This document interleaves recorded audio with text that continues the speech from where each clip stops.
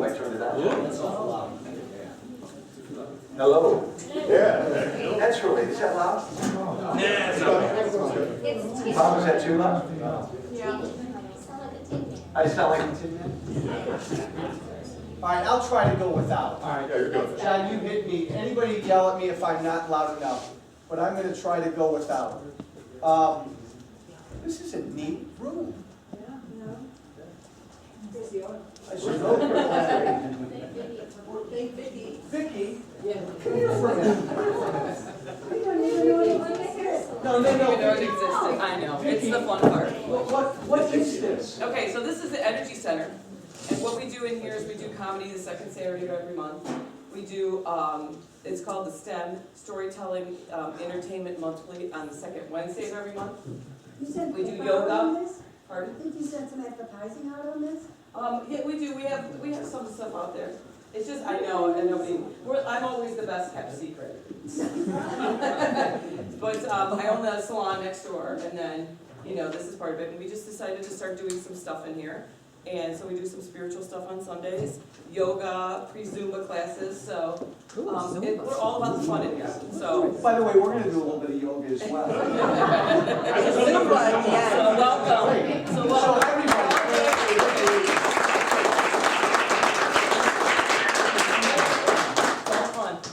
well, we're going to spend the next hour getting into a little politics. Which is a different kind of yoga. Let's begin as we always do. I have no flag. Somebody has to have a flag, or a flag pin, or a flag on their shirt, or a flag in their wallet, or a flag. Who's got any kind of flag? Get a flag on the phone. Flag on the phone? And somebody's got to pull up a flag. Hold on, we'll get one. Right here. All right, we got one. Add to the trunk of the car. Tell us the story, Joe. Oh, here we go. Oh, is that that quick? Oh, it is quick. All right. If you can stand, come on up front. And let's all say the pledge together. You hold. Thank you. And for those of you who were used to going to my town halls when I was running and a member of Congress, we always do that. We acknowledge the fact, Republican or Democrat, independent, crazy, conservative, loony, liberal, and everything in between, we all live in the greatest country that God has ever designed. And so that's why we say the pledge and we acknowledge that. The second thing we always do whenever we gather in this great, wonderful country is we acknowledge the heroes in our midst who have given limb and body and mind and heart and life to defend that flag, to defend this freedom. So if you serve this country, if you wore the uniform, please stand or raise your hands and be recognized.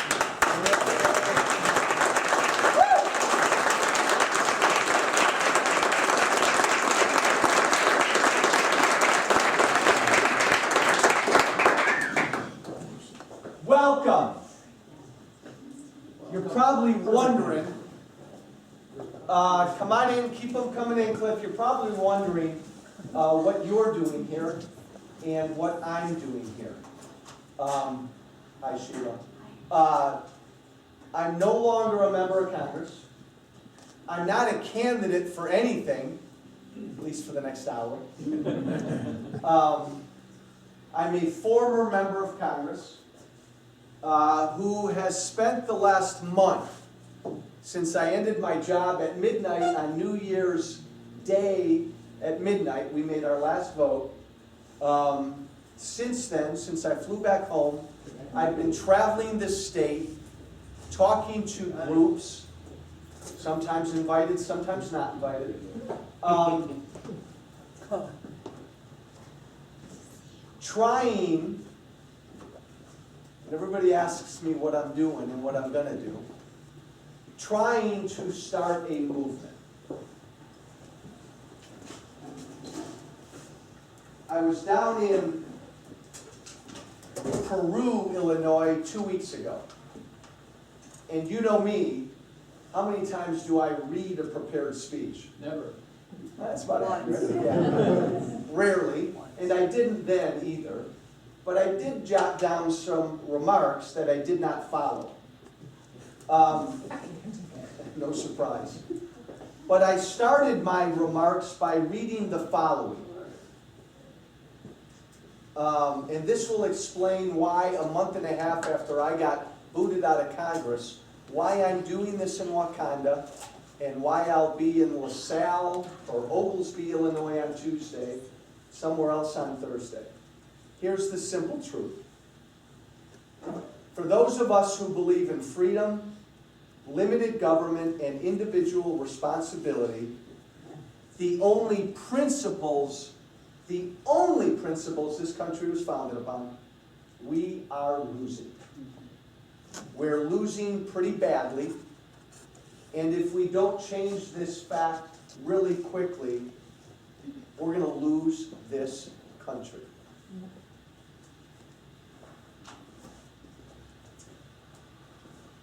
There ought to be a sense of urgency. Now, I lost in November for a lot of reasons. I lost, and I had to go back to work for a month and a half and vote no about 7 more times. And then I came home with Helene, and I sort of laid around for a couple weeks because I was pretty bummed out, tired, and depressed. And then I spent the next 2 weeks figuring out or remembering why I ran in the first place, what I did after I got elected, and why I ran again. And it reminded me to be consistent, and I'm a Republican. I ran as a Republican, I served as a Republican, but it reminded me, again, of the very first speech I gave 3.5 years ago when I ran against Melissa Bean. And I said, right there in front of 600 people, none of who knew me, I said, my name is Joe Walsh. I feel like I'm losing my country, and I'm angry, really, really angry at Republicans and Democrats who have taken us down this path that's going to bankrupt this country. And away we went. Let's take our country back. Where'd you get that? That might be worth something like that.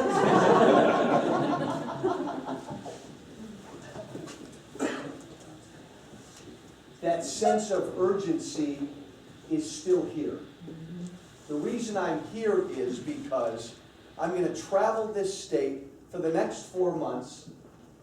I'm going to do some other things, radio, TV, and it's all going to be revolved around one thing. I want to put thousands of people together who all believe in the same 4 or 5 things, and we're going to grow a movement to elect people who agree to these 4 to 5 simple things. Because I believe that your knuckleheads in Washington and your knuckleheads, and I work there, and most of them are knuckleheads, sometimes I was a knucklehead, and your knuckleheads in Springfield are not going to turn this thing around. The only way this country's going to turn around is if we do it. So I could announce tomorrow that I'm running for governor or senate or something, and everybody can get excited about a candidacy, and I can go around to all the Lincoln Day dinners and talk to Republicans and talk to all the party bosses and the committeemen and all these folks, and nothing will happen. You see, the funny, stupid, silly thing about me is when I tell you that I truly believe we have 1, 2, 3, or 4 years left to try to save this country for this generation.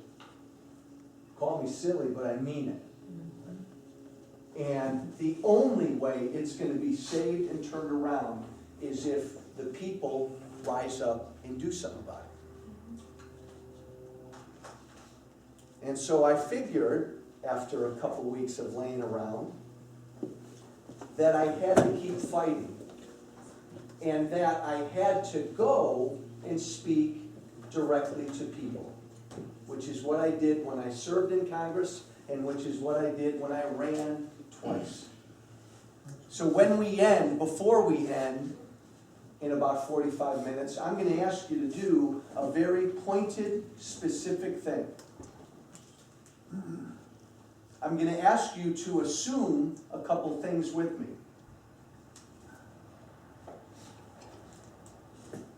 And it's not going to be easy.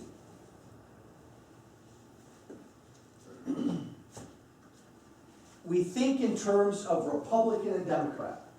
Republicans versus Democrats. I'm a Republican, I ran against a Democrat. Republicans stand for this, Democrats stand for that, and away we go, and we got these two sides who are fighting. I want you to stop thinking like that. I believed it before I went to Washington. I know it now. Folks, it's not Republican versus Democrat. I say this as a Republican. It's not Republican versus Democrat. We're going to talk in a second about a country that's literally going through a revolution. Big, wild stuff. It is, and I'll prove it to you. And it's not a revolution between Republicans and Democrats. Forget about it. It's not. It's a revolution between people who believe in freedom and limited government and people who believe in big government dependency. I know this. Virtually every Democrat I met in Washington believes in this thing. Too many Republicans that I met in Washington also believe in this thing. You have a few Republicans who still believe in what this country was founded upon, freedom and limited government. You have a few. So, get that Republican-Democrat stuff out the window. There's a fight in this country. Thank God we're fighting. But it's a fight between those, and this is what the liberal media loves to do to me. Walsh, you want to send us back. You want to send us back to the good old days. I do. I do.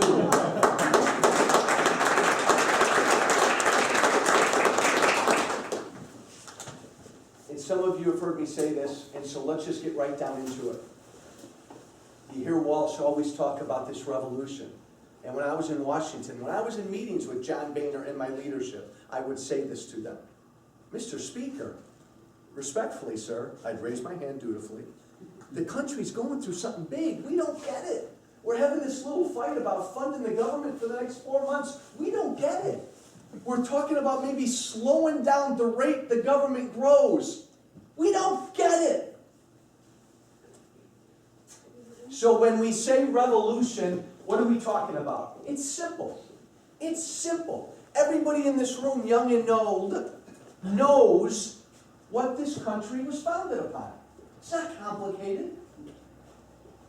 The only country in the history of the planet that was founded upon an idea. Freedom. One word, freedom. Freedom. Free to live your life and responsible for your life. Now, our founders believed in a little bit of government to do a few basic things. But basically, in the beginning, and for the first 100+ years of this country, most people in this country were free and responsible. You make $1. You made $1 back then. That was your money. Why does that sound so crazy now? It sounds crazy now because the people in Washington and Springfield, truthfully, they don't believe it's your money. I've had so many of my colleagues come up to me privately and say that. And it's why it's so easy for them to continue to take more and more of it. But in the beginning, it was your money. You make $1, that's all your money. Even our founders believed in a little bit of government, so you kept 90 cents of it. And 10 cents of that dollar, using today's terms, 10 cents of that dollar went to pay for a little government that did a few basic things. Defended us, kept our streets safe, took care of the truly needy, though government didn't at the beginning, but did a few basic things. And because you got to keep 90 cents of that dollar, that was your money, you were free to do whatever you wanted with it, you were also responsible for your own life. You take care of yourself, you take care of your family. When your parents get old, you take care of your parents. You go out and find your own health care. You start your own business. Remember, it's your money. You get to keep most of it. Start a business. And that thing called government stays out of your hair. We lived, God bless you, in that America. I'll give you one more, that's it. I usually do on threes. We lived in that America from the beginning for 100 and some years. In the year 2013, we are 1,000,000 light years from that America. Young people don't even read about that America anymore. When I talk about that America, the media ridicules me and other people who talk about that America. We aren't even close. Step back. Use the same analogy. You make $1 today, you don't keep 90 cents of it. You don't keep most of it. The taxes they take from Washington and Springfield and Lake County and Wauconda, and when you go and buy something at the store, you add all that up, you don't keep most of what you make. And you know what? As a Republican who thinks the current occupant of the White House has no business being there, he didn't start this. For 100+ years, we've moved away from what this country was founded upon. George W. Bush spent money he didn't have. George W. Bush increased the debt and the deficit and got government doing things our government never did before George W. Bush was elected. Republicans and Democrats have put us in this new America now where you make $1, you keep 40 cents of it. Think about that. So, where I stand, you're no longer free. Start there. Here's what's sad. We've shifted the responsibility of your life from you, your family, your church, your community, to government. Because we now give government most of the money we make. Government does everything. Government takes care of your parents when they get old. Government now is going to provide free health care for everybody. Government regulates your businesses. Yeah, but not very well. Not very well. We now live in a country, look at just a few vivid examples. 90 years ago, when your neighbor lost his job, who took care of your neighbor? You did. We did. Your family did, the neighborhood did, the community did, the church did. Today, when your neighbor loses his job, he's on unemployment insurance forever. Who takes care of that neighbor? The government does. You do. We do. Government does. No, they take it from us, so not. Government now has replaced us, our families, our communities, our churches, our neighborhoods. We can talk till we're blue in the face about how we can't afford this new America. We know it. I mean, just look at the numbers. We have a government now that does too much for too many of us. And if we don't change that, just financially, we're going to be bankrupt. Yeah. That alone is sad enough. It's sad enough that Medicare and Social Security and other basic government programs in some form won't be around for future generations. Heck, there may not be much of a government around in another 10 or 20 years. But the saddest thing is that because now Washington and Springfield take care of everybody, every study that's done shows our families have broken down. We know that. We're not as involved in our churches as we used to be.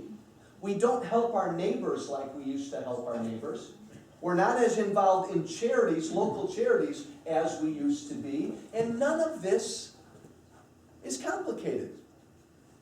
We, over time, have shifted the responsibility of everything to government. So they take more of our money, which just at its core, I have a real problem with. That's bad enough. Because it really is. God, I wish Mitt Romney talked more like this. It really is our money. What Mitt Romney did with his life, the fact that he was so successful, that's great. That's something to be proud of. But now we've given everything to government. And so now government takes care of everything. And now you have generations of Americans who don't know this original America. So when I say the country's going through a revolution, these two Americas, folks, if you don't believe it, I feel sorry for you. These two Americas are fighting. We slept for years. The Tea Party movement, whatever you want to call it, woke up about 4 years ago and said, time out. They sent people like me to Washington to say, something doesn't feel right. We're bankrupting our kids. We got government doing something government never used to do. Time out. Walsh, go try to stop it. And away we go. And it's a fight.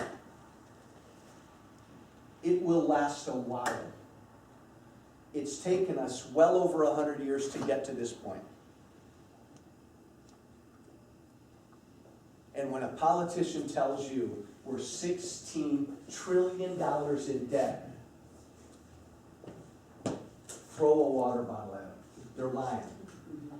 We're about 140 or 50 trillion in debt. Over 200. These two Americas are fighting. When I talk about a revolution, that's what I'm talking about. It's not a fight between Republicans and Democrats. Now, fair enough, Democrats, from Obama to Pelosi to Tammy Duckworth and all the way down, read my lips, folks, they believe in, they are after, and they worship this new America. God love them. God love them. They're not at all bashful about what they believe in. They want a big government. They want you dependent upon government. That's them. They're there. The reason we're in the mess we're in is because the Republican Party, from the beginning, Abraham Lincoln, from the beginning, used to be the beacon, the voice for this America. That's a great fight. Democrats believe in big government. We believe in freedom and limited government. Let's have at it. Well, it's not the case anymore. Year after year after year after year, Republicans slid over here. And now we live in a country and a state. Oh boy, do we live in a state. We live in a country and a state where too many Republicans are over here. And it's easy to go after Mike Madigan for ruining this state. And by the way, I do every day, and he has ruined this state. But how did we get to a point where Mike Madigan had so much power to be able to ruin a state? Because nobody's been fighting it. There's nobody over here standing up for this. It's the people's fault, because we vote for. Because we gave it to them. Right, we vote for. Now, And no term limits. point number 2 is, so here's the fight, guys. Point number 2 is, for those of you, probably most people in this room, who believe in that original America, freedom and limited government, and I'm responsible for my life and my family, so help me God, we're losing. We're losing. Now, it may get to the point where you understand that, you realize that, you take that in, and you've just had enough and you want to move on, fine. But start at the beginning. We got to be honest with ourselves. It's like if you have a drug problem or a drinking problem or something, you got to be honest with yourself and say, I got a problem. I've hit rock bottom. Well, we're hitting rock bottom. In Illinois, we've hit rock bottom. Nationwide, we're following suit. We've hit rock bottom. We're hitting rock bottom. We are losing. Now look, Obama gets elected in 08, and he does what, you know, most of us knew he'd do. He took his football and he ran that way. And every day, he spent more and more money and put more and more people on government, had government doing more and more things, away we went. But be honest with yourselves, Republicans in the room. Hey, if John McCain, if 142-year-old John McCain had won in 2008, hey, John McCain, if John McCain had gotten elected in 08, was he going to stand here or was he going to walk in that direction? He was going to do the same thing. Now, he wouldn't have run as fast as Obama, but he'd have walked in that direction. Most Republicans do. Most Republicans have. We're losing. And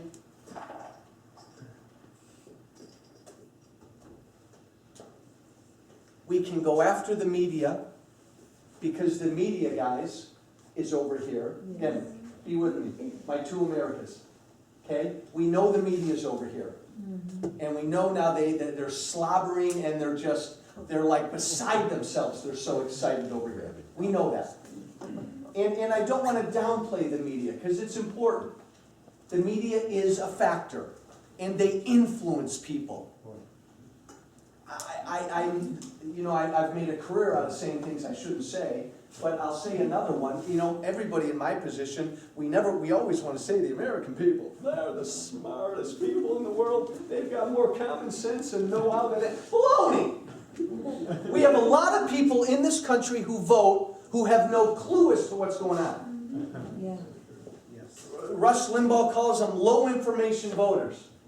Okay? Every presidential election, we have a lot of people that come out who don't even know who the president, vice president are. They don't know who our first president was. And a lot of these people vote. So yes, the media can influence people, and the media is firmly in this camp. That's one reason why we're losing. We're also losing, those of us who believe in freedom and limited government, we're losing because they have an easier message to sell.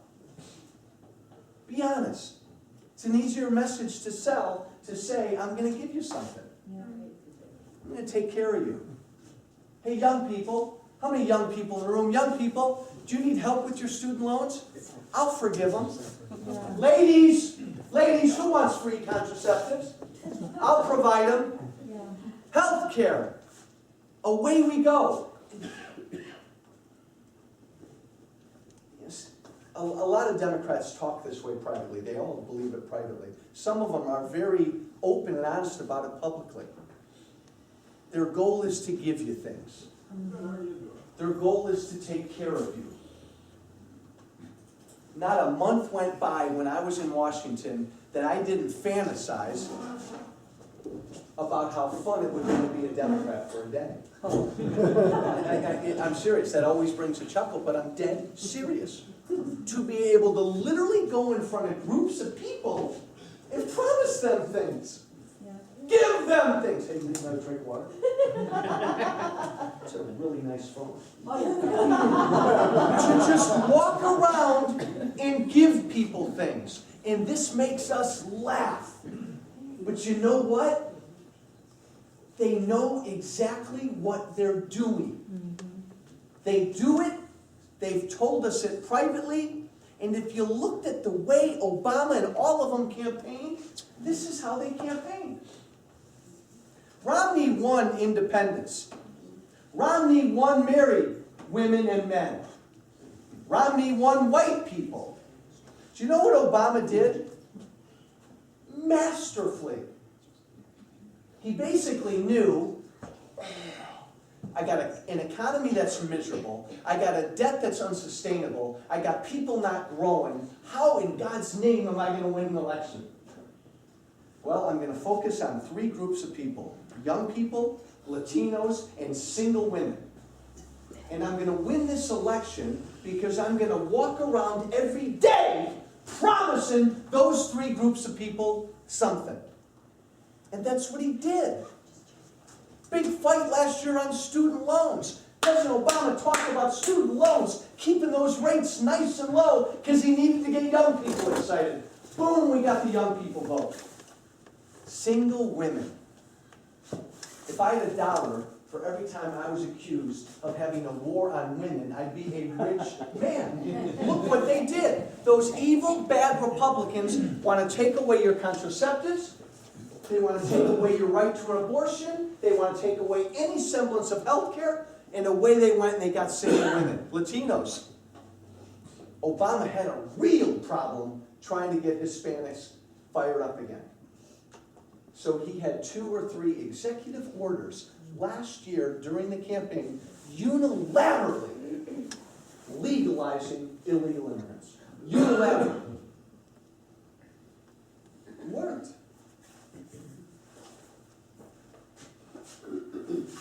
Let's be honest. Hold on. Let's be honest, Saban. It's really easy to give this message because politicians, Republican and Democrat, most of us, our goal in life is to get reelected, right? And we know if I give you things, if I promise to give you something, I got a pretty good chance of getting your vote. That's how we're trained. Like SEALs, that's how we're trained. But flip, what's the other side of that equation? This is what we have to wake up to, and this is what politicians are afraid to say. It's easy to give people things, but we live in a country, unfortunately, where too many people don't understand freedom and limited government, and they want to be given things. It's part of what we got to change, but that's the country we live in. So you got people like me who campaigned last year, went in front of every group, and said, my name's Joe Walsh, if you vote for me, I'm not giving you a darn thing.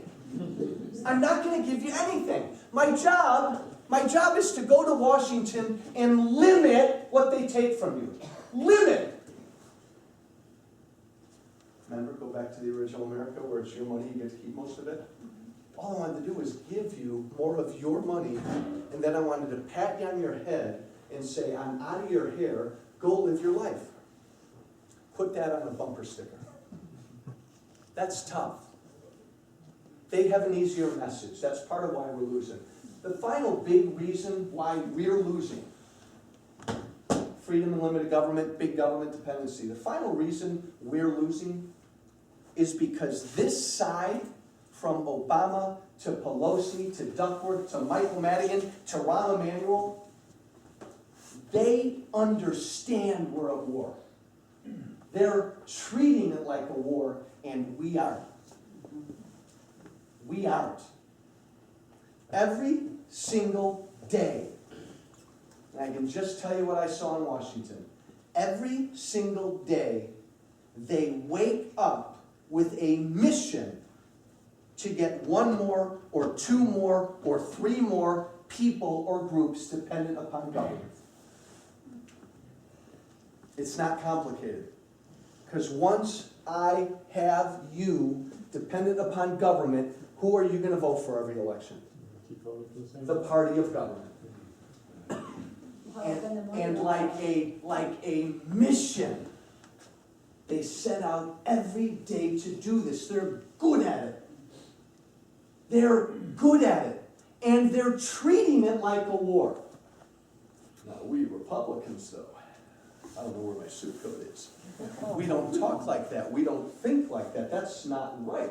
How dare they do that? I have a 46-page PowerPoint here on how effective the flat tax would be.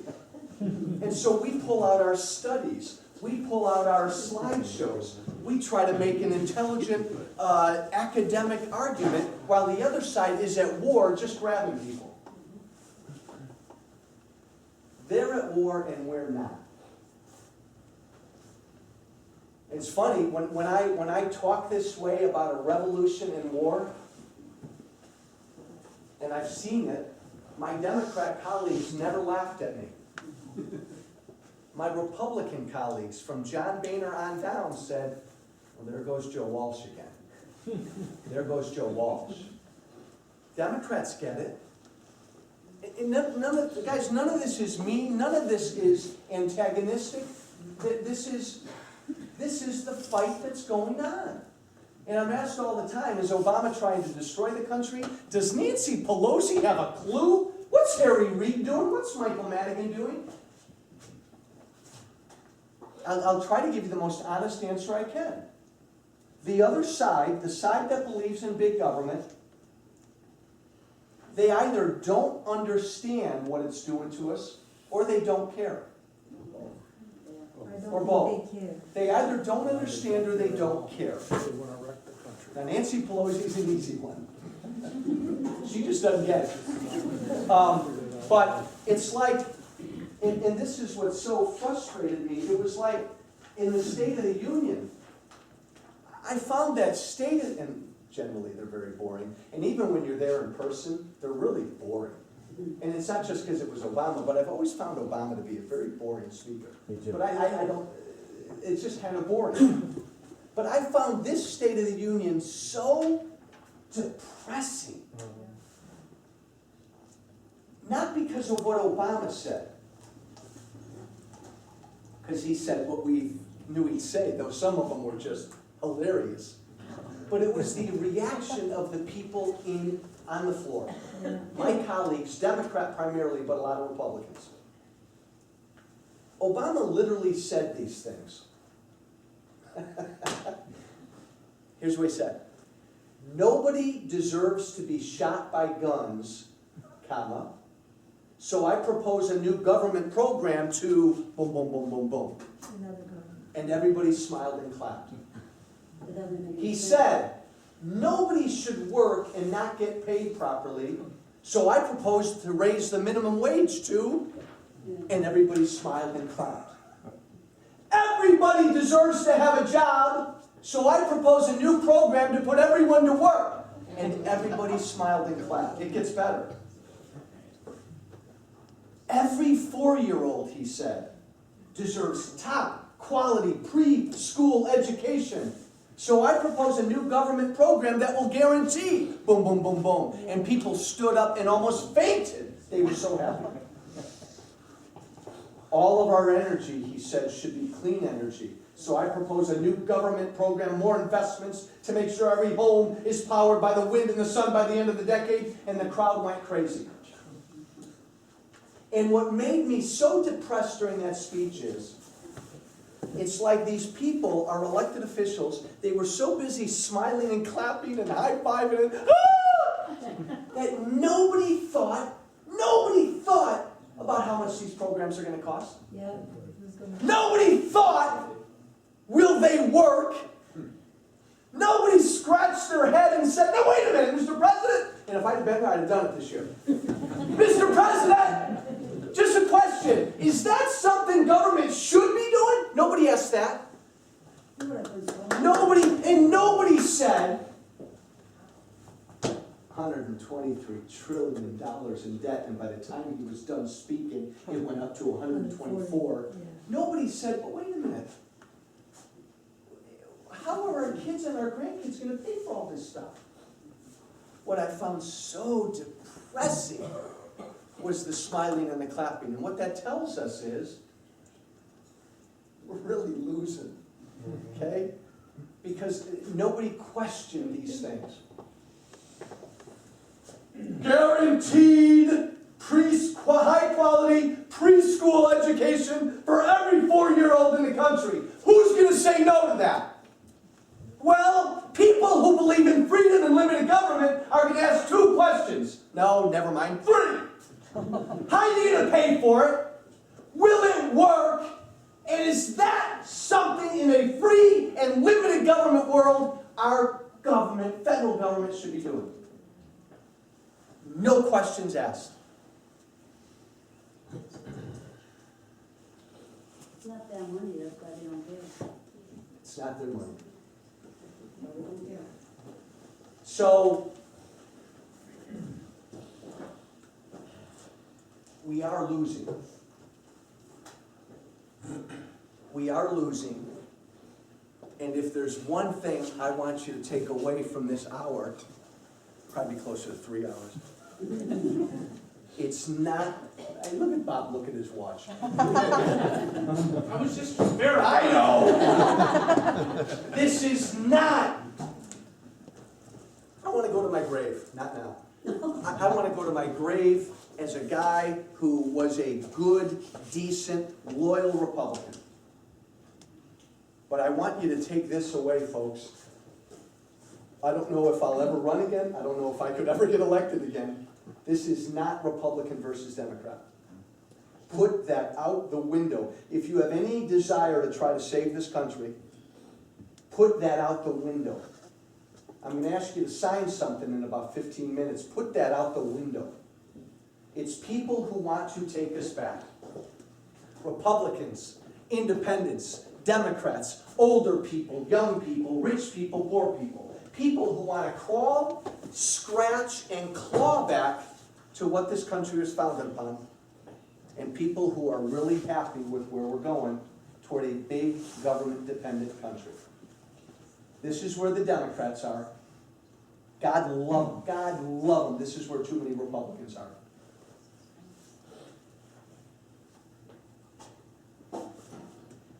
I said when I first started to run, and it just, I won't use that word because my mom hates that word. I caught myself. It just ticked my mom off. It ticked Republicans off. I'd go into every Republican group and I'd say, my name's Joe Walsh. I'm a Tea Party conservative first and a Republican second.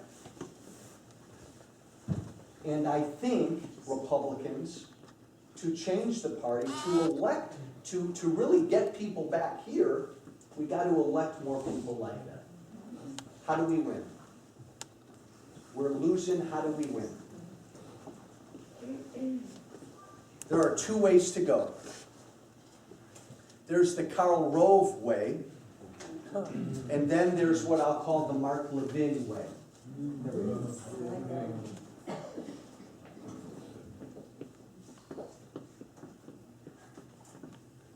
I was on the radio a week ago and I said there's going to be a civil war in the Republican Party.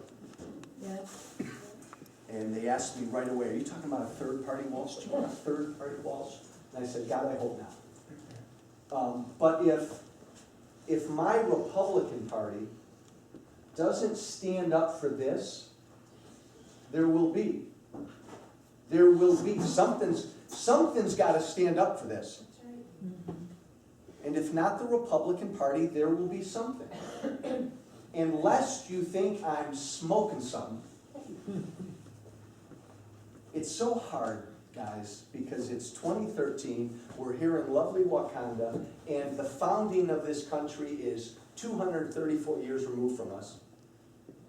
The Civil War happened a long time ago, and we forget about a lot of this. How'd the Republican Party start? There used to not be the Republican Party. There used to be the Whig Party. The Whig. Remember the Whigs? Yeah. Why did the Whigs break up? What happened to the Whig Party? They lost their way. They took it like the Republican Party. A disagreement over slavery. The Whig Party broke up into two. Because half of the Whigs said for moral and constitutional reasons, slavery is an evil. It's wrong. It goes against everything this country was founded upon. And then you had a bunch of other Whigs that said, I know slavery may not be the greatest thing, but you know, as new states come into the country, as we have new territories, let them decide. Let's compromise a little. Don't rush headlong into this anti-slavery stuff. Let's compromise a little. Let's work some things out. There were two kinds of Whigs. Abraham Lincoln and a bunch of other conscience Whigs ultimately said, forget it. Slavery's wrong, and they broke up. And the compromise Whigs went with the Democrats, the pro-slavery folks. That's how the Republican Party began with these anti-slavery Whigs who said, I cannot in good conscience support anything that supports slavery. Abraham Lincoln and others. Karl Rove and a bunch of other Republicans right now think that Republicans to win, we have to compromise and move to the middle and sound a little bit more like Democrats because they got it right. They're getting elected. So John McCain says on immigration reform, You know what, we forget about our stance on the fact that it's illegal, they're here illegally. We're getting our butts kicked when it comes to Hispanic votes. We gotta cave and move this way to sound more like Dems, and then the Hispanics will vote for us. Pat Brady, the chairman of the Illinois Republican Party.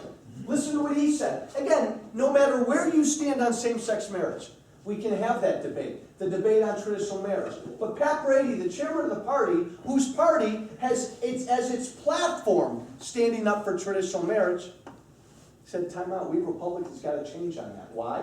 What did he say why? He didn't argue the substance of same-sex marriage. He said we're on the wrong side of history. That's where the votes are.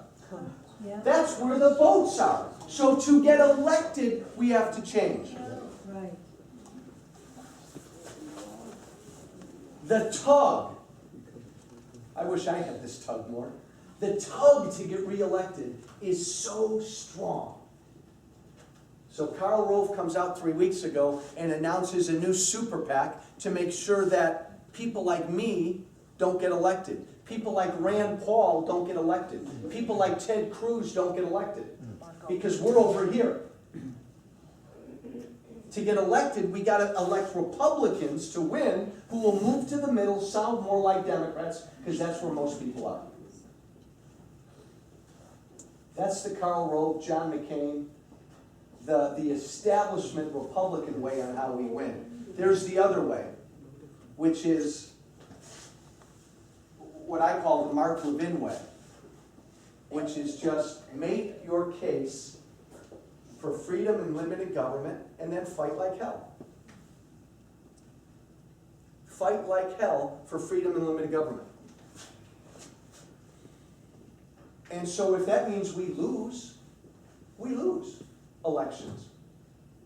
If most of the country isn't with us on freedom and limited government, be prepared to lose. Now fight like everything. And don't see the community. Talk to Hispanics. Oh my God, how easy and fun would it be to talk to Hispanics about how the fact that freedom is a better world for them than government dependency. So go into every group, but defend this America. Stand for this America. Plant your flag here. And if for the next 2, 4, 10, 20 years, most Americans aren't here, fight. Hopefully they'll come back to us one day. But if not, is it worth governing? Well, why in God's name would I want to be a congressman again if to be a congressman again, I had to kind of sound like a Democrat to get elected? That wouldn't be a lot of fun. Why even govern? And what will that do to help the country?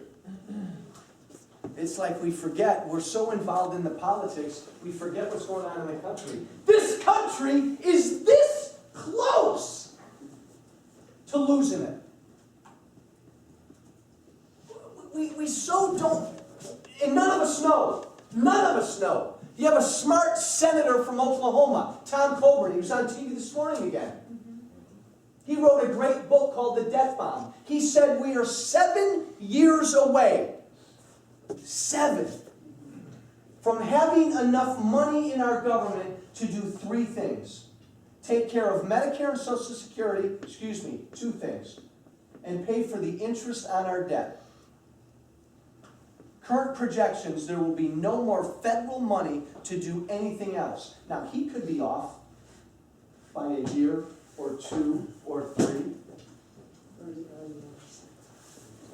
But not much more than that. Yeah. So like the Weimar Republic in Germany?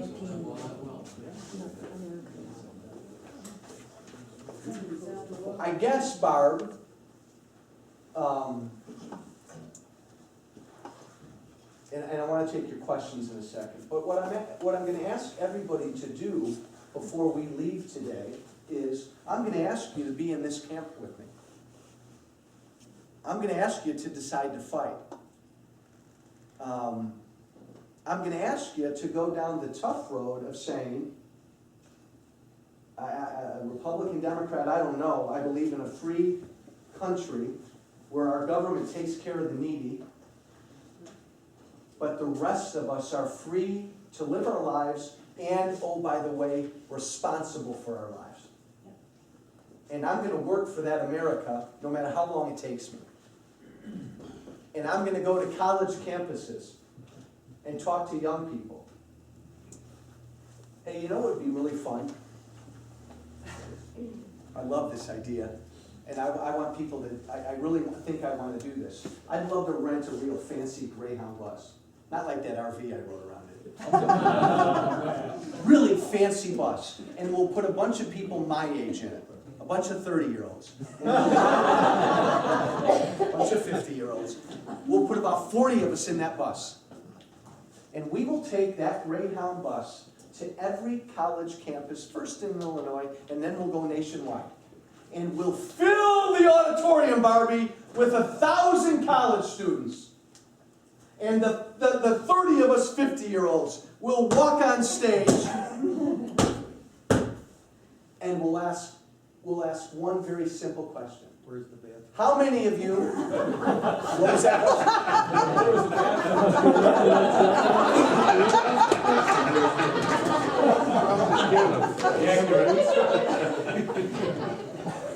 That was so good, I don't even know what town I'm in. Thank you. 30 of us 50-year-olds will stand on stage in the auditorium in front of 1,000 college kids, and I'll ask them, how many of you voted for Obama? How many hands are going to go up? Everyone! Hands will go up, legs will go up, books will fly. And then we will very seriously, without any tongue-in-cheek, in unison, we will say, thank you. And thank you for paying for all of my bills. Thank you for agreeing to pay for all of this generation's debt. God bless you. And then we'll walk off that stage, we'll get back in our bus, and we'll go to the next campus, and they'll be scratching their heads. God love them, these young kids who's, they're still jumping and patting for Obama. They're going to say, what do they mean? What is he talking about? They won't get it. They won't get it. They won't get it. They'll find out right. The point of the funny story, and I think that would be a neat thing to do, is we have to take this message everywhere. But we have to take the message. And so I don't know what's going to happen with the Republican Party. I believe there could be a third party sooner than a lot of people think. I read my lips, and I know I'm always on tape. I hope not. Is that Tammy filming you? But if my Republican Party isn't firmly here, heaven help us, something's coming. Let me stop there. Let's answer any questions you might have, and then I've got one more thing I want to throw at you. But Michael. You mentioned before about that Republicans, it's not about Republicans and Democrats, but it's about bigger, those want more, bigger government, the other want smaller, more freedom. Have you run into any Democrats, either in Washington or anywhere else, from elected officials, that even think about smaller government? Are there any Democrats that would be on the other side, opposite their party? Do they exist anymore? Thank you. In the House, in Congress, there are probably 3 or 4 Democrats who I know well, who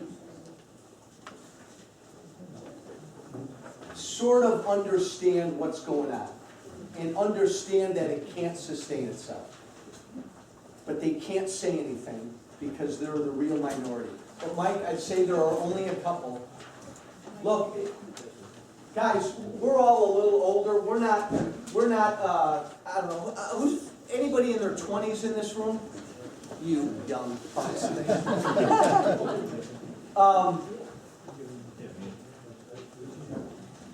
Mike, everything I just said for the last half hour, you understand, you get, and you agree with. We can't discount this. It's really easy to rag on your politicians. and they should be jumped on, all of them. But half of this problem is ours. We have a society that too many people don't understand what this country was founded upon. When you typically ask young people today, the rights, where do your rights come from? Your First Amendment rights, your right to bear arms, all of these civil liberties that you have, when you ask Americans where they come from, especially young Americans, most of them say they come from government. Most Americans don't understand we're born with these rights and they protect us from government. So, Well, if I may clarify my own question, as I'm thinking what you're saying. So basically, your idea is to, I don't say cut them out, because they're our representatives, but to start, we as people need to talk to those other people, and not really worry about what label they think they are, but try to relate to them and tell them this is the better way to live. well, in my dream world, Mike, we Republicans would say this is what we believe in, and we take that fight into every group. Correct. Okay. The problem is, too many Republicans, we got our butts handed to us in November, oh my God, how are we gonna win? I mean, this was right after the election. We gotta compromise on this, we gotta compromise on that. We've gotta move off of the things we believe in because the desire to get elected is so strong. That's what Karl Rove's doing, that's why he's starting this super PAC.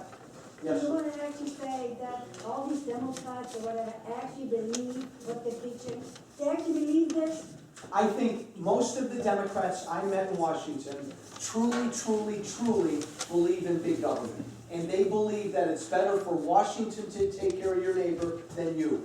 And they believe that government-run healthcare is a better world than a world where most of us keep our own money and shop for our own healthcare. That's scary, do you know that? Well, That is scary. that's why you're here, and that's why I'm here, because I am scared to death. Because we don't have a lot of time. Yeah, first, all the way back. Bob, John Boehner's not an idiot. good He's a guy. pretty smart guy. I think he is a Republican at his heart. How come he doesn't understand that we're at war? Why does he keep giving in to Obama and not fighting? My theory is, and you may disagree with me, John Boehner is a good guy. And at his core, when you talk to Boehner privately, he's a pretty conservative guy. He's been there for 20+ years. He's become a creature of Washington. And I don't care if you're a liberal Democrat or a conservative Republican, the longer you're in that town, the more you become a professional politician, you forget what you believed in that got you there to begin with. Whenever we were with Boehner, when you're with Boehner, when all the Republicans would meet every week and we talk just the party, Boehner's a great guy, but right away Boehner gets into the battle, the debate between negotiating with Obama and Republicans and Democrats and how it's going to impact the election. And there were always some of us that said, time out, wait a minute, Mr. Speaker, it's not right to raise the debt ceiling because we can't afford it. Or if we have to, shut down government so the country wakes up. And when you said things like that to Boehner, it's like he didn't even hear you anymore. Yeah. And I would argue, Bob, it's just because he's been there too long. I think that's what happens to people. Joe, thank you very much, and I think a question to a lot of people here that I've been analyzing is a lot of the issues we're facing today is based on racism.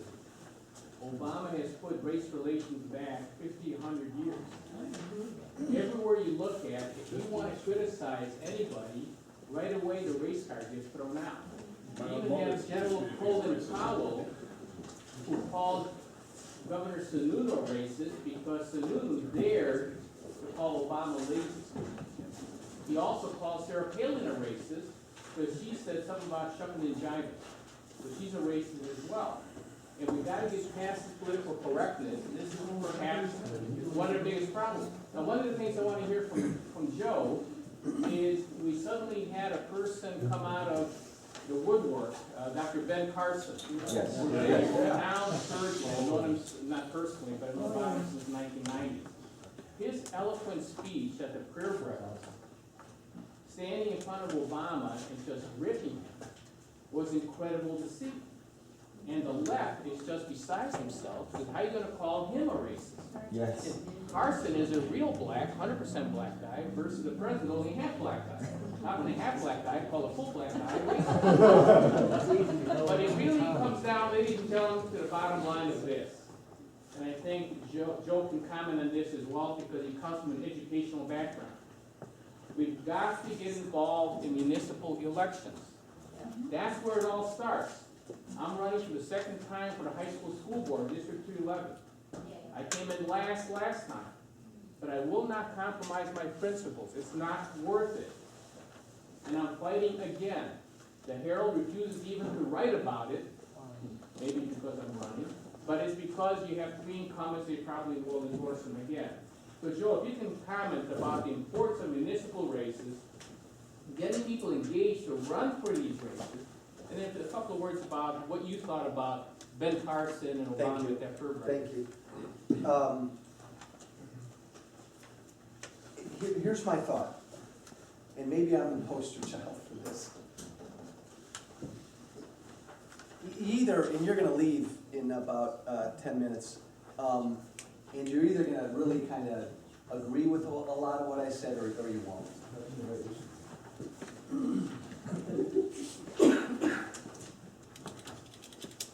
I truly, and this may be my curse and my blessing, I really do believe we're at war. And so I went to Congress believing I was at war.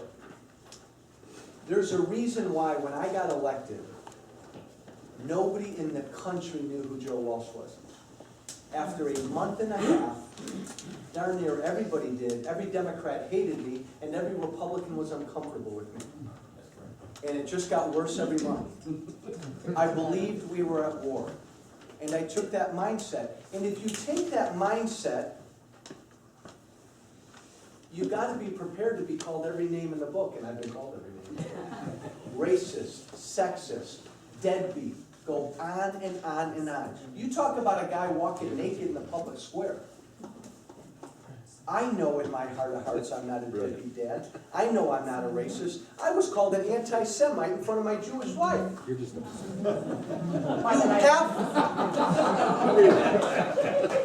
You have to be.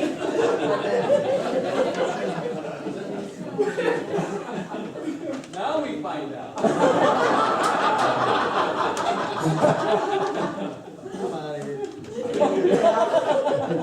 You have to be prepared to be attacked and ridiculed. I've been attacked mercilessly since I lost, because I will not shut up and I won't go away. And so again, you attack Obama, you're a racist. You would go right down the line. But you're right. So what? The importance of local elections.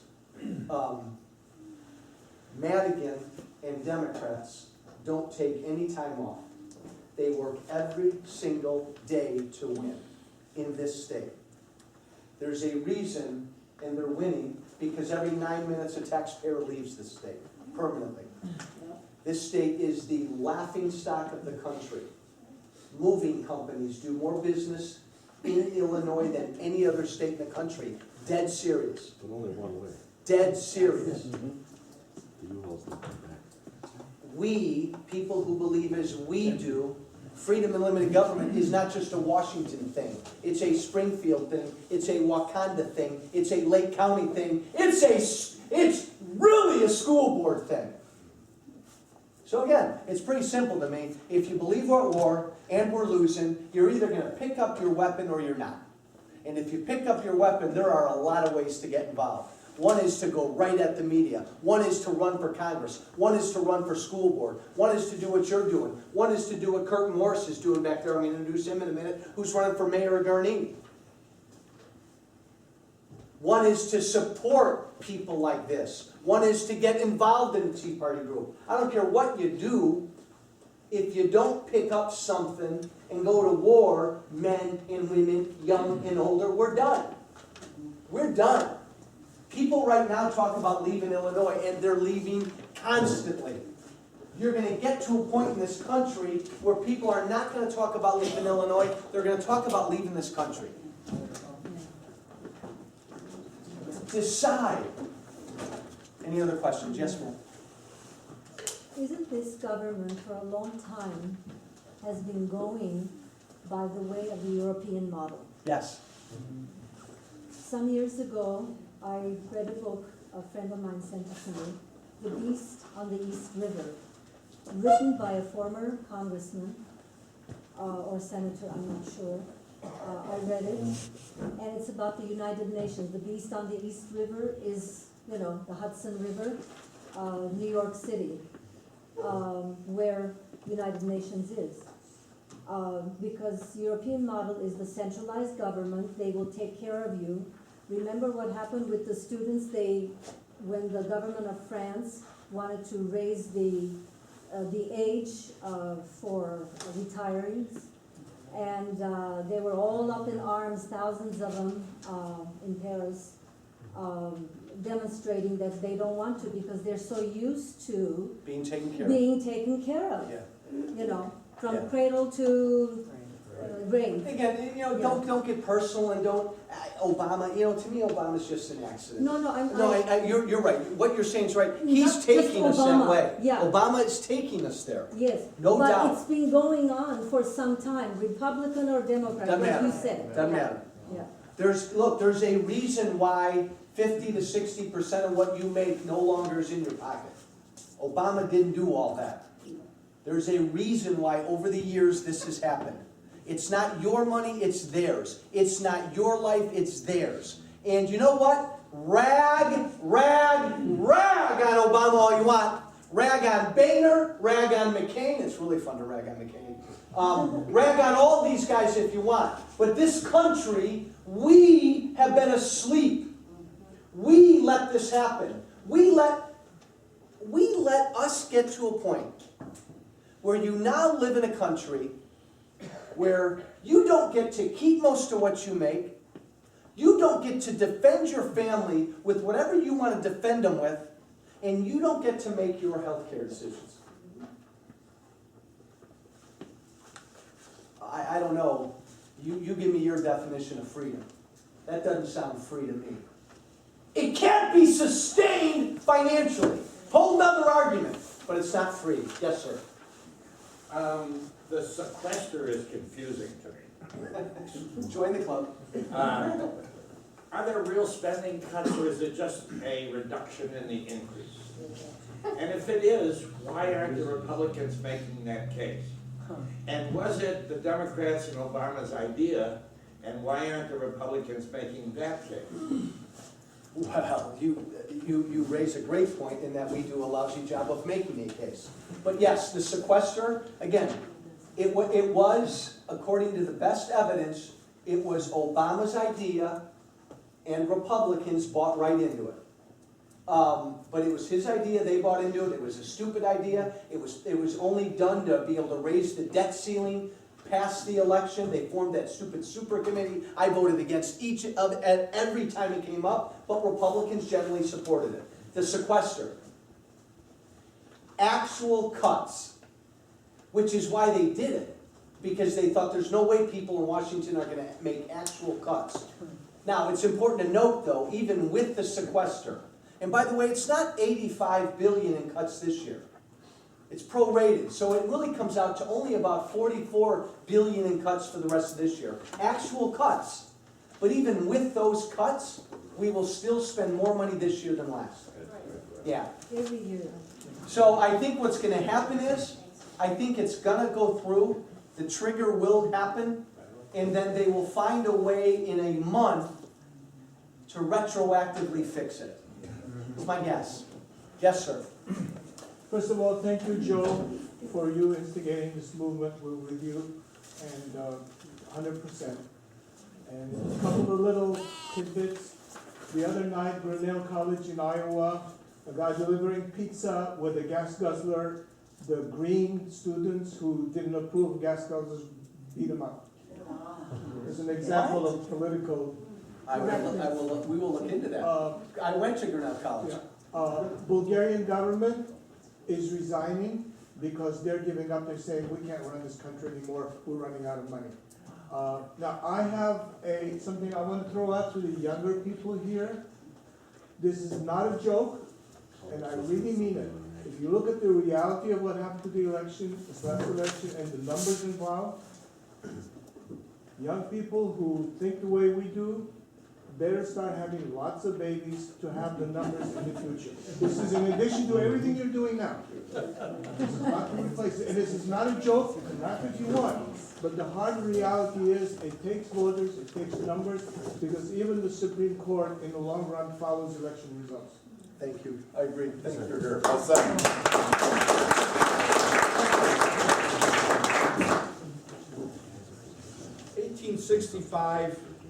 1861 to 1865, this country went through a horrific war.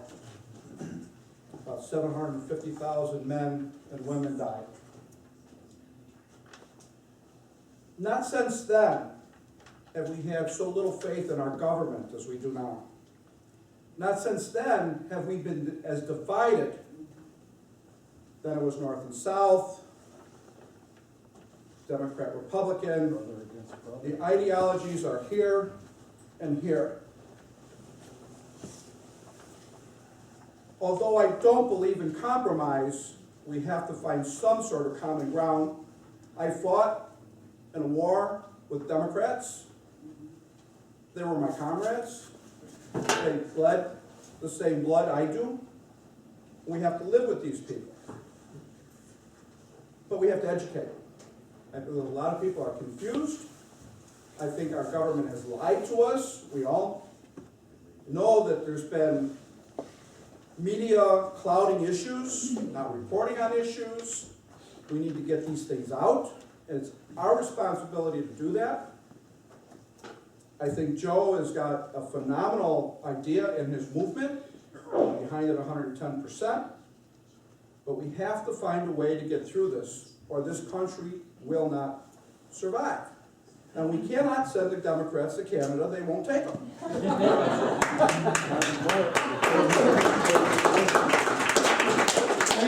Let me emphasize one point.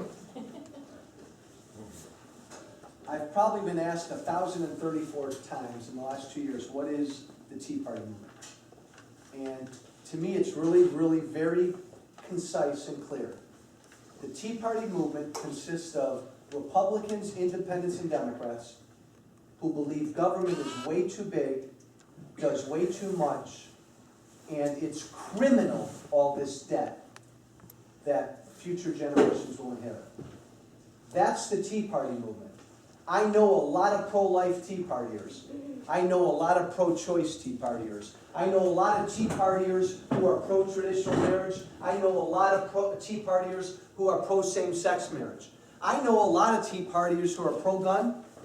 I know a lot of Tea Partiers who want more gun control.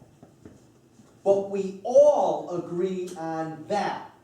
Government's too big and we can't sustain this debt, and we're going to screw future generations. That's wrong. Now we, to win this fight, would be smart if we focused on that. Because we'll get most independents to support us. We'll get a lot of Democrats quietly to support us. It's important to talk about marriage. And I won't back down talking about life. And I'd feel so much safer if everybody in this room were packing right now. That's what I believe. I'll talk guns with anybody. That's not what the Tea Party movement's about. That's not what, when I say the state has fallen and the country is falling, we're not falling over guns. We're not falling over marriage. We're falling over all this debt. Because all of us, year after year, has asked government to do more and more. And if we're angry at those politicians in the State of the Union who smiled and clapped to Obama, give me more! Give me another program! Give me, give me! You know what? As Americans, we've done that too much. We've done that. We gotta wake up. One final one. It better be brief. Three final ones. They better be brief. Just real simple. I take at least 3 hours a day to study, to get informed, to read, to listen. All I can ask is of every one of you to try to do the same. Because getting informed will give us the power we need to unite and join Joe. But if we're not informed, we're loose cannons. We're not united. Look at Joe's site every day, follow what's going on, and listen to what's going on out there. And these guys right here, these guys, they're our future. Thank you. You're here. Yes, sir. Hey, future, stand up, future. As a concern, Look at that. I love this shirt. Veterans for Ron Paul. what do you suggest a guy like me? I'm going to college, and I'm first time in my life being exposed to these, who I like to call socialists. And I'm completely outnumbered. Yes. Completely outnumbered. Like I don't know. They don't know what it's like because they've never been to places like Korea, Germany, Iraq, like I have, and they're not going to know that because when I tell them, oh, I voted for Romney this election, they say, oh, you're the one that was trying to take away our college grants. You know, and it's like I mean, that's the truth. And I know you. And I've read the books. I've read Matt Keaton's book. I've read all these books, and I'm planting my feet. But there's a time you got to draw the line. Like, it's like Where do you go to school? I'm at COD right now. Okay. The most poignant advice I can give you is, don't ever tell any one of your professors you went to a Joe Walsh event. If you care at all about your grades, you don't know me. Hey, what should he do? Advice. We have a freedom lover. We have someone who's in this camp who's actually of college age. What should he do? Ask him once, who's gonna pay for it? Oh, they got that. Yeah, but Who's gonna pay for it eventually? Who's I'm gonna telling pay you, for it? the debate isn't between, like you said, the debate is, not Republican, Democrat. Yeah. The debate is free market versus socialism. That is the debate. Should he engage? Yes, sir. I think, so Hold one on. issue I think is important when you're looking at these, especially when you're looking at persuasion and leadership, Right. which is the role you're trying to assume there. You have to come at it, what they call it Socratic, right? So you come in and ask prudent questions. Right. And by doing that, you have to take a role of being non-committed, right? So you're not for or against, you're just in the middle, you're the devil's advocate. Right. And when you ask questions that disprove, right? Because most groups, especially now in the age of social media, they try to reaffirm what they already think, right? So you're gonna come back and come up with disproving, right, information in order to show them the error of their ways. And a good example of that I would encourage you to look at is 12 Angry Men. It's a great episode on leadership and how, and it's an old movie, but it's a good one, how he went through and systematically broke down the barriers between he and the other jurors in that case, and systematically influenced them by being impartial first, and then as soon as he had other followers, then he got more aggressive and he changed his leadership style. So study it, look at it, and actually just to be, for full disclosure, I'm currently attending the Executive MBA program at Northwestern, and we went through this very exercise just about a month ago. Right, so I think it's very useful, and I would encourage anyone to do that. Don't take the approach that you're there because they're not. They're Americans, right? And I'm also a veteran, so I feel very strongly about that. And actually, I'm also running for mayor here in Wauconda. So I think it's important that all politics are local, right? All politics are local. So why does a guy like me decide to stand up and do that when I have other interests and I have other business goals? Because either you stand and fight or you lose. But as you mentioned, Know your facts. I would engage in, we also have a couple organizations that you can get involved with, young people who think like you, who are trying to make a difference. Yeah. Well, I came here with Anthony, and I That'll don't know your name here, sir, but Frank Barth. Frank, Matt. So to piggyback on kind of what you're saying is, like, I own a business down in Bensonville, and one thing I found, like, with this kind of situation is, like exactly what you said, the closer you can bring people to actual truth, the more action you get out of it. There's not a lot of action in me promising anyone anything. But the further you can bring along the line is being like, okay, if there's an actual truth here, that's kind of what happens here is like, you identify with what we're saying, there's action that's accompanied with that. So that's, I think, the benefit of Thank you. everything we're saying. I'm gonna take one more quick question, then I'm gonna describe a piece of action Then I want to introduce any local candidates who might be here. One more question. You know who the guy is that founded the Tea Party. He's the guy who proposed the budget this last time, as opposed to Paul Ryan's budget that would have balanced in 23 years. Ron Paul's budget would have balanced in 3 years. He would have cut $1 billion out of the budget the first year. So I think what you're sounding like is much economically is very similar to what Ron Paul has been saying all along, all his career. I came this close, and you've heard me say this before. I voted for the Paul Ryan budget each year, and I didn't want to, because it didn't do nearly enough. And even the Paul Ryan budget the last 2 years balanced maybe in 28 years. Understand, the Senate never did a budget. Right. The president's budget never balanced. But I voted for the RSC budget, which balanced in 7. And I worked with Rand Paul in the Senate on his budget, which balanced in 3 or 4. If we can't balance our budget within 10 years, we have no business being in Congress. I agree. Let me quickly go through this. Everybody asks me if I'm running for something. I don't know. I do know what I'm doing though. I'm growing a movement in this state. Within 3 or 4 months, we're going to have 10, 30, 60, or 80,000 people who all believe in the following. The only way I think we're going to reverse course is by putting people together who raise their hands and say the following. I'm ready to grow up, and I'm ready to be free and be responsible for my own life. Unless people say that to your politicians, we will never wean the politicians off of giving you things and growing the debt. So to me, the first step is what Barbie and I have put together here, which is, and I don't know what version you have, it's the Grow Up and Be Free Caucus. If you agree with this sentence, and not all of you will, but I want you to tell this, I want every one of us, the thousands that will be in this, to be able to say this to every politician. I want to be free to live my life, and if you let me do that, I want to be responsible for me, my family, my community.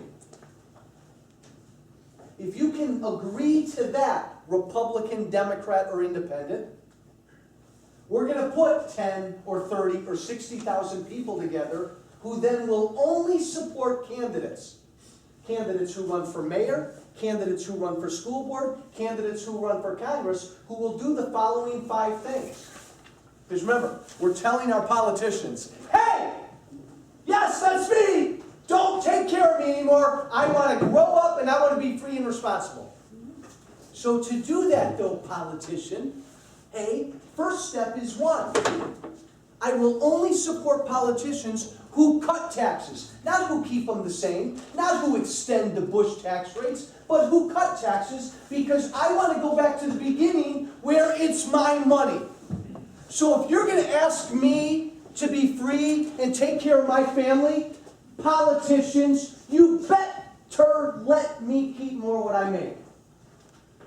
We will only support candidates who cut taxes, who get rid of the estate tax. All these taxes where they take more of our money, we will only support those candidates. We will only support candidates who diminish government's influences over our lives. You support Obamacare, you support expanding Medicaid in Illinois, not just for poor people, but for everybody. I'm not going to support you. Most Americans, besides the needy, most Americans should be in charge and responsible for their own health care needs. You want to hear an amazing stat? 30 years ago, 34 years ago, the average American paid for, out of his or her pocket, 47% of their health care costs. Today, the average American pays out of his or her pocket 12% of his or her health care costs. So who's paying for it? Government, your employer, the insurance company. We don't feel our own health care costs. And you wonder why health care rises, why costs rise, because we don't pay for it. We're responsible for ourselves. We will only support candidates at every level who agree to get rid of this immoral debt. Not in 30 years, not in 40, but now. Now. I went to Congress and I said, I will not vote for anything that adds $1 a debt on top of his head and his head. We will only support candidates who do that. We will only support candidates who respect my God-given liberties. If you don't let me carry a gun out there to protect myself and my community, I ain't supporting it. If you don't respect a Catholic priest's right to follow his God and not his government, which forces him to pay for things against his own religious faith, I'm not supporting you. Our God-given rights come from redundant God. And I will only support candidates who understand that. Finally, here's my big one. I don't care if you're running for school board or mayor or Congress. I'm not going to support any candidate who wants to be a professional politician. Yeah. You better tell me you're just going to serve for a little bit of time.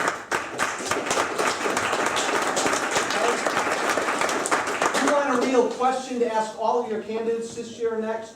Do you believe in term limits? Hey, how long do you want to be mayor of Gurnee? How long do you want to be mayor of Wauconda? Hey, Walsh, how long do you want to be in Congress? And if I tell you, oh God, here's what I want to do. I want to go to Congress and I want to work my way up the committee ladder. I hope to chair a committee in 24 years. I think I'd like to be there for 30 years. Run! We will only support candidates who don't give themselves special health care plans or special pension benefits. We will only support candidates who are citizen legislators. If we don't do this, guys, quickly is a year, quickly is 2 years, quickly is 8 years. If we don't do this quickly, I believe, or I wouldn't have put this down on paper. Here's what I believe. Our country will go bankrupt. Listen to that. Do you know what that means on a Sunday afternoon at 4:30? Your country will go bankrupt. Your state already is. If we don't fix this right away, we will forever lose the values this country was founded upon. Imagine that. People 50 years from now having no clue as to what this country is founded upon. Worse and most tragically, we will leave to future generations a way of life they'll never forgive us for. Here's the goal, guys. Is Walsh running for office? Oh God, I don't know. But I do know this. Within 1, 2, or 4 months, we are going to have thousands of people in this state who all sign their name to this, who all say to every politician, let me grow up. I want to be free and responsible for my own life. And if we put together a huge, huge group like that, knock on some wood, we could even make a little bit of a difference in Illinois. So Barb Abbey back there is the other woman in my life. That'll be on the cover of the Daily Herald. Congressman Walsh has a mistress! And the subhead will be, and he's not supporting her. Somehow they'll throw that in. He's a, what would that be, Chris? He's a deadbeat adulterer. Look for it. Barb Abbey. Gun-toting. Gun-toting. If only they said that. Barb Abbey put together the biggest volunteer effort of any campaign in the state last year. Barb Abbey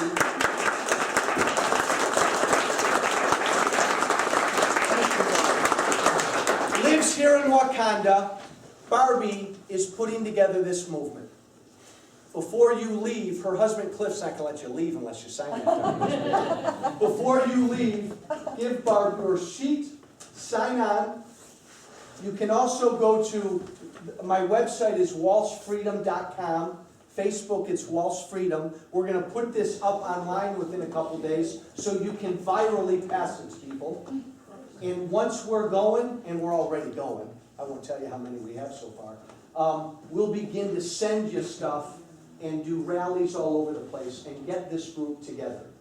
So, all the information you need, talk to Bob. You also have Twitter, a Twitter account, hashtag Walsh Freedom. Yeah. And your Facebook is Walsh Space Freedom. Walsh Space Freedom. Now, yes sir, Bob. Joe, I have kind of a pet peeve, and I would like for you to add this to what you're talking about. Right now, we no longer own our homes. we pay rent to the government to live in our own homes. There is no mechanism to lower your property taxes. I hope you understand that. I'm on the park board of Wauconda. For those of you who don't know, I'm the chairman for the Republican Party here in Lake County.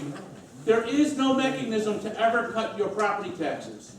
And we have to start voting for people running for state to stop that, to change that so we actually can. Because if the park district lowers what they're asking for, everybody else asks for more. There is no mechanism. You cannot cut your property taxes. Well, and I'll just We make, need to add that. I'll just make one note about property taxes. If Michael Mannion gets his way vis-a-vis pension reform, look for your property taxes to double and triple within a couple of years. And who's gonna be leaving? You want to see people running out of Illinois? I'm leaving. Hey, Everybody will leave their houses. hey guys, hey, we're almost done. We got about 40 minutes left. We're almost done. I'm kidding. We got 4 minutes left. I want to introduce local candidates in the room.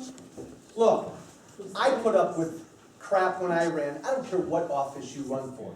When you decide to run for an office, you open up your life.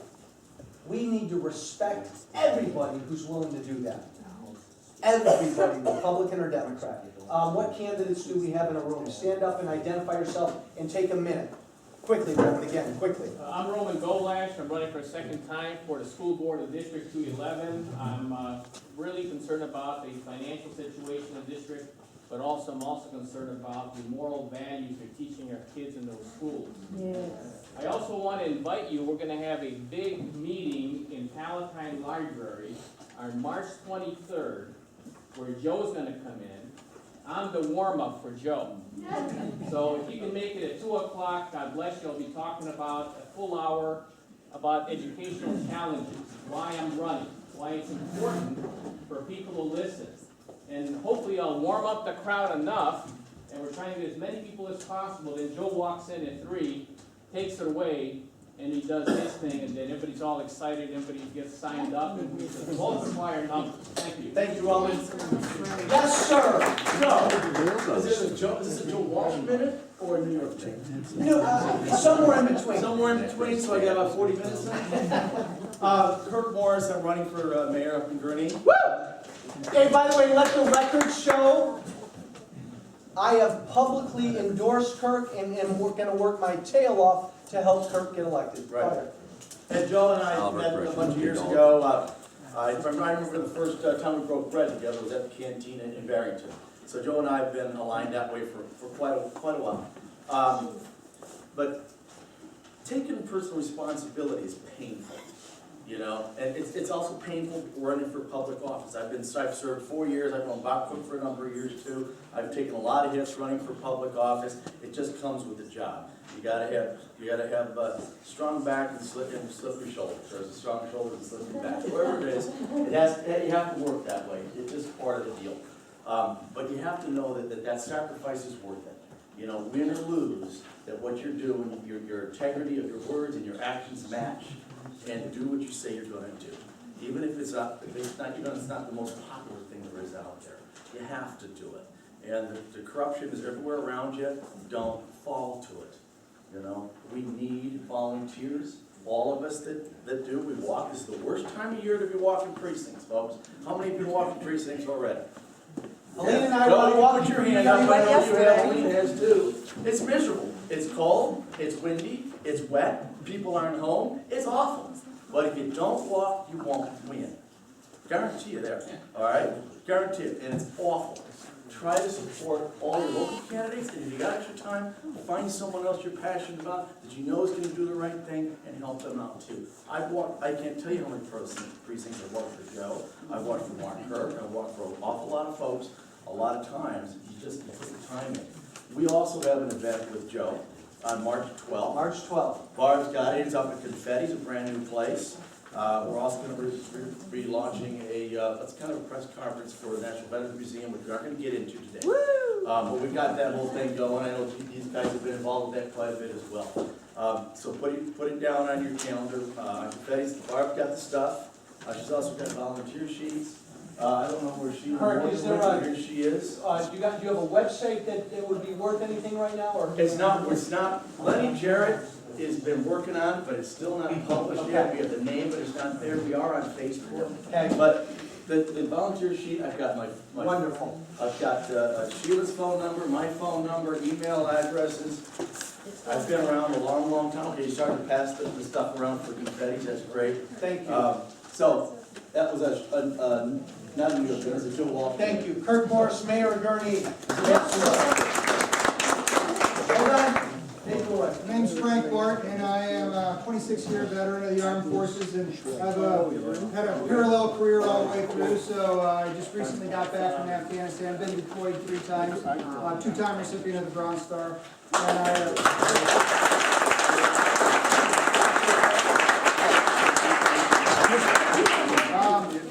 you guys are going to get me misty here if you keep giving me too much love. So I got involved in this because, as I said, I think it's important to stand for what you believe in. And so the hard thing about putting a slate together, which I have an excellent slate, is that everybody's busy, right? Everybody's got their own lives to live. I feel that pain very much myself, trying to do this MBA program and work. But at the same time, I think you have to put in the extra effort if you want this democracy to succeed. So this is a representative government, and you have to get involved if it's going to work. If you don't, then you get the kind of situation that we have. Our platform, which I'll pass around our brochure, and if you want to get involved, there is a card that's Count Me In card, so you can help out with the campaign. But the bottom line is our campaign is based on, our platform for the campaign are based on issues that we got knocking doors. I knocked on 1,500 doors. They came up with 3 big issues. The first one was a $2 million backdoor tax increase, which, as I said, I was busy, so when they brought that up, I didn't know what they were talking about. I learned from listening, and as a good leader, then you react to what you hear, right? So the fire district referendum passed. We used to pay $2 million from the village for fire service. Fire referendum passed. Now they start charging $2 million. And the village kept charging $2 million. So it's sneaky, and actually the most polite way to say it is it's not transparent, right? It's not transparent. So my team is going to be 100% transparent. Other thing I'd like to see us do is switch our accounting form to cash basis to accrual base, which means that's GAAP, right? That's what businesses have to follow. Why? Because it exposes everything. It exposes the fact that the pension liabilities are not stated. So the last thing I'll say is this, is that our team is a business team. Every single one of them, this is the first time they've run, right? And our plan in this team is to help spread out that tax basis, to take some of the pressure off, because as Joe mentioned, sorry Bob, I know his son Joe. Joe and I were in Iraq together. We are renting our houses. It's like paying rent on your house when you're paying $1,000 a month in property taxes, right? It's ridiculous. So our team is a business team. None of them have run for office before, and I vetted each one of these because I have a top secret security clearance. I can't associate with people who are going to come back and say, hey, why are you associating with this person, and then get investigated, right? So they're a top quality team. Credibility is our currency, and we will do the best we can for you. If you'd like to get involved, we appreciate your help. Thank you.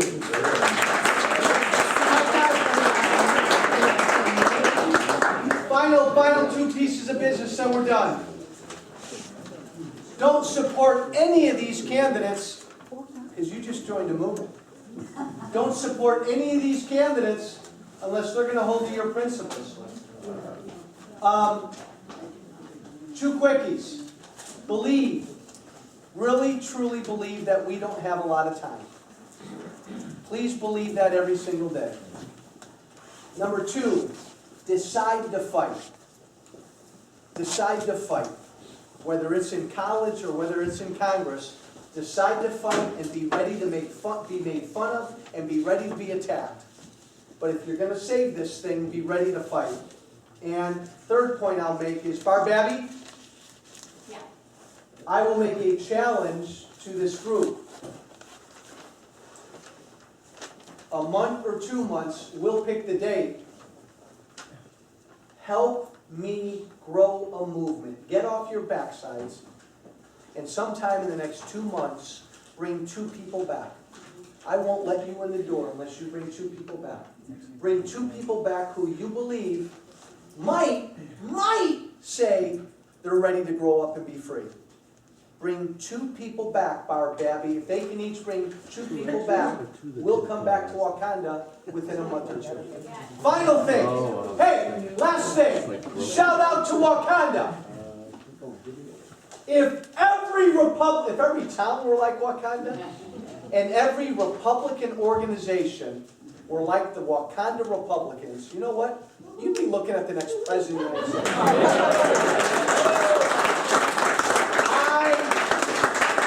The Wauconda Republicans get it. They're the best Republican organization. Should I say that?